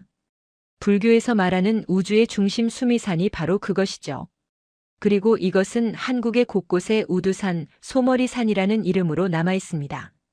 그의 말을 듣는 순간 제 머릿속에서 번개 같은 섬광이 스쳤습니다. 수메르와 소머리, 그리고 수미산. 언어학자인 제가 왜 그 연결고리를 생각하지 못했을까요? 서양 학자들은 수메르인들이 어디서 왔는지 모른다고 합니다. 그저 동쪽의 산악지대에서 왔다고만 기록되어 있죠. 그런데 그들이 자신들을 부르던 이름인 검은 머리의 사람들. 한국인과 중앙아시아인들 모두 검은 머리의 사람들 아닙니까? 하지만 제 의심은 거기서 멈추지 않았습니다. 저는 가장 날카로운 질문을 던졌습니다. 선생님, 하지만 역사학계는 문헌적 증거를 요구합니다. 환단고기는 1900년대에 쓰인 책이라서 위서 논란이 있지 않습니까? 그 안에 있는 내용이 고대의 사실이라고 어떻게 증명합니까? 김 선생은 씁쓸한 표정으로 대답했습니다. 그것이 바로 제국주의 식민사관의 함정입니다. 그들은 우리가 위대한 역사를 가졌다는 것을 인정하고 싶어 하지 않으니까요. 하지만 박사님, 이것 하나만 대답해 주십시오. 1900년대 초 정보가 차단되어 있던 조선의 한 시골 학자가 어떻게 중앙아시아 깊숙한 곳에 살고 있는 소수 민족들의 이름을 정확히 알고 책에 기록할 수 있었겠습니까? 그는 12환국의 이름들을 하나씩 읊기 시작했습니다. 일군국. 이것은 징기스칸의 후예들이 세운 일한국과 몽골의 이울스, 대구가 일치합니다. 구막한국. 이것은 중앙아시아의 키막 부족입니다. 객현한국. 이것은 키르기스를 한자로 표기한 것입니다. 밀기국. 이것은 메르키트족입니다. 당시 조선 사람들은 이들의 존재조차 몰랐습니다. 그런데 어떻게 이 이름들이 환단고기에 등장할까요? 이것은 창작이 아니라 아주 오래전부터 내려오던 기록을 그대로 베껴 썼다는 증거입니다. 저는 망치로 머리를 맞은 듯한 기분이었습니다. 그렇습니다.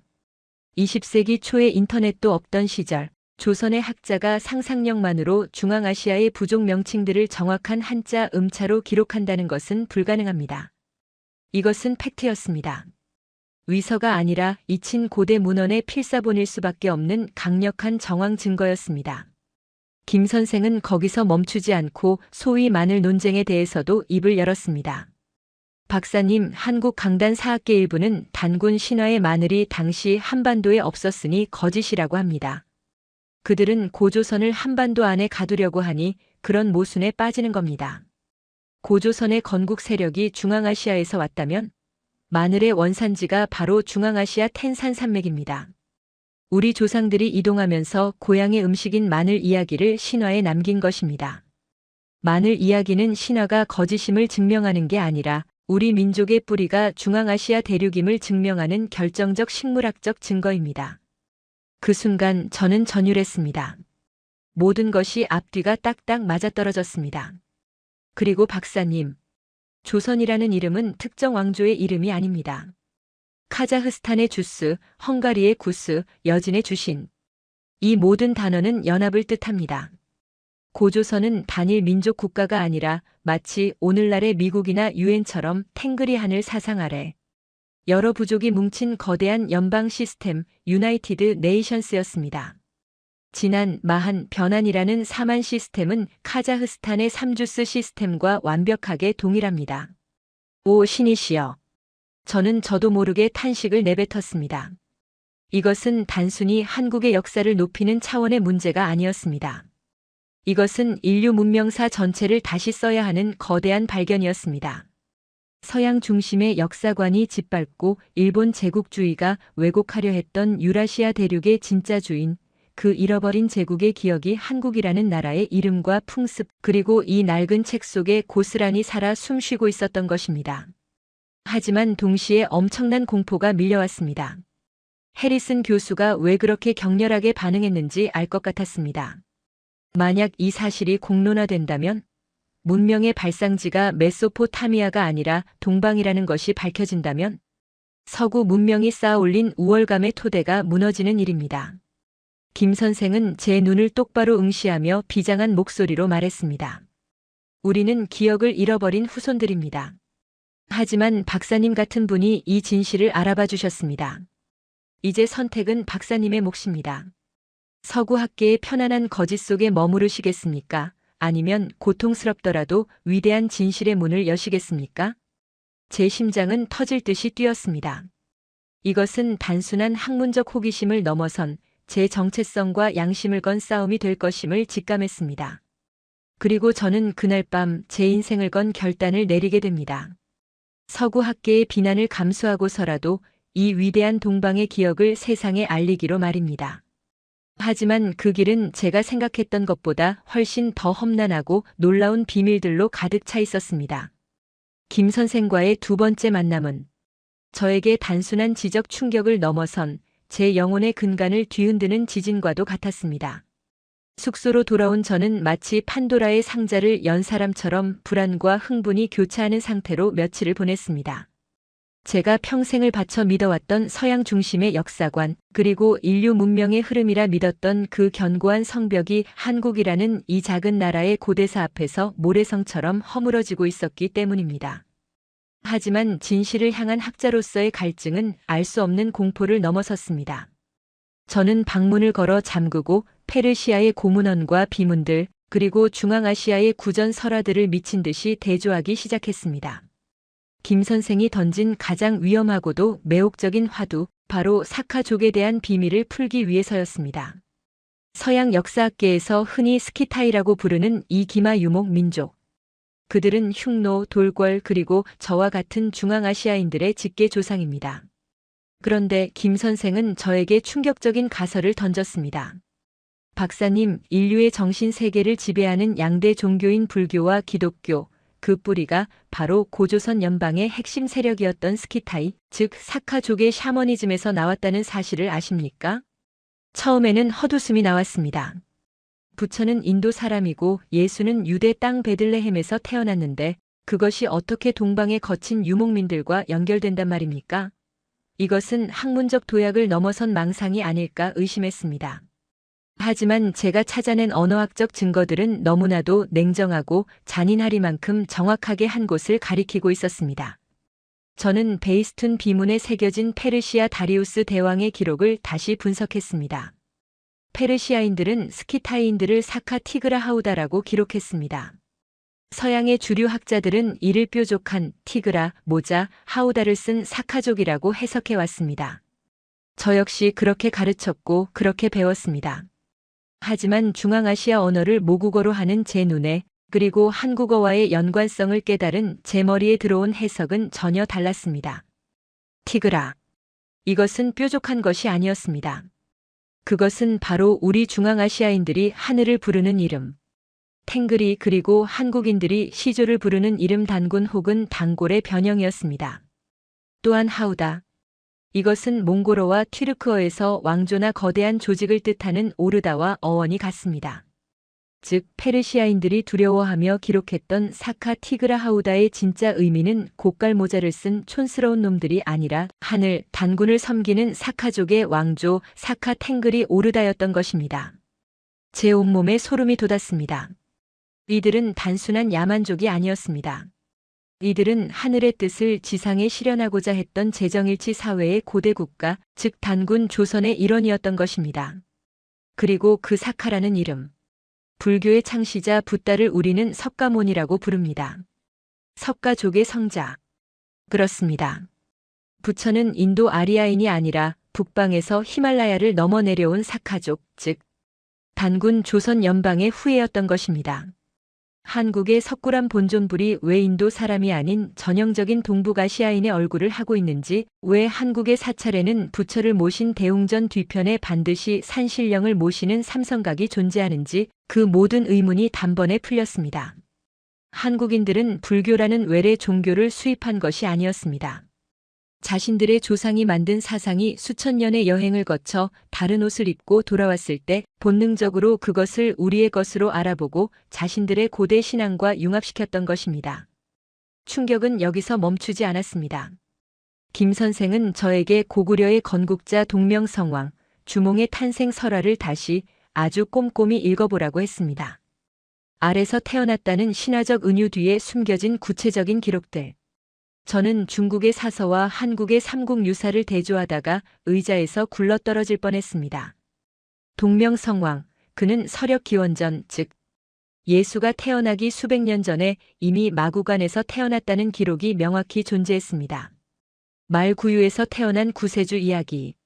이것은 성경보다 훨씬 앞선 동방 유목민들의 메시아미륵 사상 원형이었습니다. 저는 떨리는 손으로 성경과 고대사 책을 번갈아 보았습니다. 십자가, 부활, 물 위를 걷는 기적.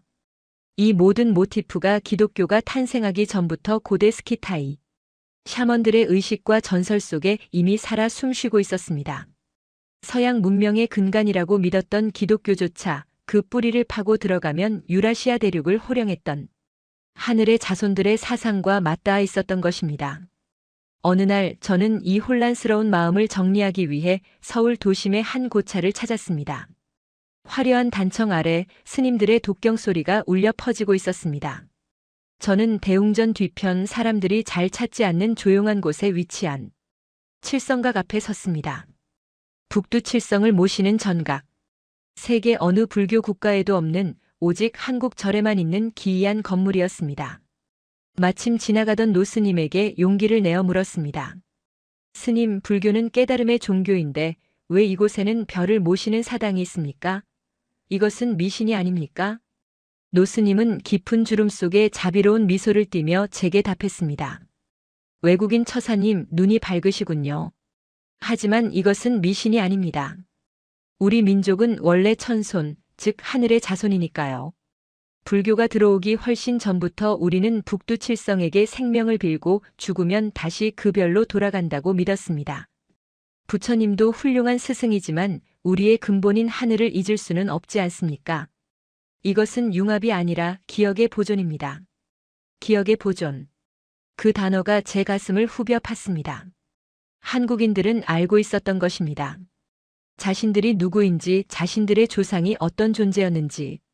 비록 문자는 잊혀지고 역사는 주변 강대국들에 의해 난도질당했을지라도 그들의 무의식과 생활, 문화 속에는 1만 년 전 파미르 고원을 넘어온 제사장들의 기억이 고스란히 살아있었던 것입니다.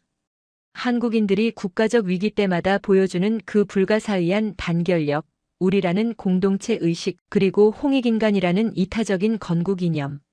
이것은 그들이 단순한 국민이 아니라 세상을 구원하고 조화롭게 만들기 위해 사명을 띠고 내려온 샤먼들의 후예임을 증명하는 것이었습니다. 하지만 진실에 다가갈수록 현실의 그림자는 짙어졌습니다. 제가 발견한 이 사실들을 논문으로 발표한다면 저는 학계에서 매장당하는 것은 물론 더 큰 위험에 처할지도 모른다는 공포가 엄습했습니다. 서양 문명의 뿌리가 동방이다. 예수와 부처의 원형이 단군 조선에 있다는 주장을 서구의 기득권 세력이, 그리고 식민사관을 추종하는 주류 학계가 용납할 리 없었습니다. 그날 밤 숙소로 돌아온 제 노트북 화면에는 읽지 않은 이메일 한 통이 와 있었습니다. 발신자는 알 수 없는 아이디였고 제목은 없었습니다. 내용은 짧고 섬뜩했습니다. 과거를 들추는 자는 현재를 잃을 것이다. 더 이상의 연구를 중단하고 본국으로 돌아가라. 이것은 마지막 경고다. 누군가 저를 감시하고 있었습니다. 제가 한국에서 무엇을 보고 누구를 만나고 어떤 진실에 접근했는지 모두 알고 있는 듯 했습니다. 등골이 오싹했습니다. 이것은 단순한 학문적 논쟁이 아니었습니다. 역사의 진실을 덮으려는 거대한 카르텔이 실제로 존재한다는 것을 저는 뼈저리게 느꼈습니다. 일제강점기 시절 조선의 역사책 20만 권을 불태우고 고조선을 신화로 격화시켰던 그 세력의 망령이 여전히 살아서 이 위대한 역사의 부활을 막고 있는 것일까요? 저는 창밖으로 서울의 야경을 내려다보았습니다. 붉은 십자가의 불빛들이 도시를 뒤덮고 있었지만 그 사이사이로 보이는 고궁의 처마 곡선은 밤하늘의 달과 조화를 이루고 있었습니다. 저는 선택의 기로에 섰습니다. 안전하게 침묵하며 평범한 교수로 남을 것인가, 아니면 이 거대한 위협에 맞서 인류의 잃어버린 기억을 되찾아줄 것인가. 손이 떨리고 호흡이 가빠왔습니다. 그때 김 선생이 했던 을지문덕 장군에 대한 이야기가 떠올랐습니다. 박사님, 살수대첩의 영웅 을지문덕 장군을 아십니까? 그의 성 을지는 몽골어로 울지, 즉 생명의 나무와 복을 뜻합니다. 그는 단순한 군인이 아니었습니다. 세상의 균형이 무너졌을 때 이를 바로잡기 위해 나선 검은 샤먼, 즉 어쌔신이자 수호자였습니다. 수나라가 고대 질서를 깨고 침략했을 때 그는 질서를 바로잡고는 역사 속으로 홀연히 사라졌습니다. 세상은 지금 다시 균형을 잡아줄 진실의 수호자를 필요로 합니다. 제 가슴 속에서 뜨거운 무언가가 끓어올랐습니다. 그것은 학자로서의 양심을 넘어선 어떤 숙명과도 같은 소명의식이었습니다. 저는 한국인이 아니지만 한국의 역사를 통해 제 자신의 잃어버린 뿌리를 찾았습니다. 이 진실은 한국만의 것이 아니라 전 인류가 공유해야 할 유산이었습니다. 누군가는 기록해야 했고 누군가는 알려야 했습니다. 저는 떨리는 손을 진정시키며 이메일 삭제 버튼을 눌렀습니다. 그리고 김 선생에게 문자를 보냈습니다. 내일 뵙겠습니다. 제가 찾은 마지막 퍼즐 조각, 그리고 이 거대한 비밀을 지키기 위해 우리가 해야 할 일에 대해 논의하고 싶습니다. 저는 물러서지 않겠습니다. 저는 이제 단순한 관찰자가 아니었습니다. 1만 년의 봉인을 뜯어내는 역사의 증인이자 왜곡된 진실에 맞서는 전사가 되기로 결심했습니다. 하지만 제가 마주하게 될 마지막 진실은 저의 이런 비장한 결심조차 무색하게 만들 만큼 거대하고 또한 눈물겹도록 아름다운 것이었습니다. 그것은 바로 한국인들의 피 속에 흐르는 그들이 그토록 노래와 춤, 그리고 흥에 미쳐있는 이유와 직결된 비밀이었습니다. 그날 이후 저와 김 선생의 만남은 마치 첩보 영화의 한 장면처럼 은밀하고 위태로워졌습니다. 제 숙소 주변에는 선팅이 짙은 정체불명의 차량들이 배회하기 시작했고 연구실 컴퓨터에는 수시로 해킹 시도 경고창이 떴습니다. 누군가 저를, 아니 제가 알고 있는 진실을 주시하고 있다는 압박감은 상상을 초월했습니다. 우리는 도청을 피해 서울의 화려한 도심을 벗어나 인적이 드문 경기도 외곽의 한 낡은 낚시터 좌대에서 새벽 안개를 뚫고 마주 앉았습니다. 물안개가 자욱하게 낀 그곳은 마치 이승과 저승의 경계처럼 몽환적이고 서늘했습니다. 김 선생은 며칠 새 훨씬 더 수척해져 있었지만 눈빛만은 어둠 속의 맹수처럼 형형하게 살아있었습니다.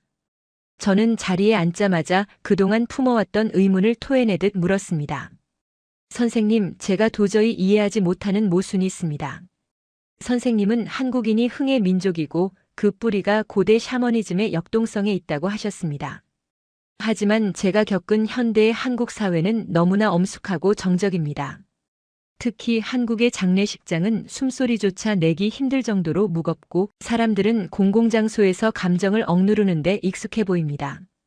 과거에 춤추고 노래했다던 그 역동적인 에너지는 다 사라진 것 아닙니까? 김 선생은 낚싯대를 들이운 채 물안개를 바라보며 씁쓸한 미소를 지었습니다. 그리고 나직한 목소리로 입을 열었습니다. 박사님, 보이는 현상에 속지 마십시오. 에너지는 사라지지 않습니다. 다만 형태를 바꾸어 이동할 뿐이지요. 물리학의 법칙이 역사와 문화에도 똑같이 적용됩니다. 그는 잠시 숨을 고르더니 말을 이었습니다. 맞습니다. 조선시대 500년의 유교적 엄숙주의, 그리고 근대화 과정에서 유입된 서구 기독교의 정숙함이 우리 민족의 표면을 딱딱한 껍질처럼 덮어버렸습니다. 예전에는 다시래기라고 해서 상주를 위로하기 위해 장례식장에서 밤새 춤추고 노래하며 망자를 저승으로 기쁘게 보내주는 축제 같은 풍습이 있었습니다.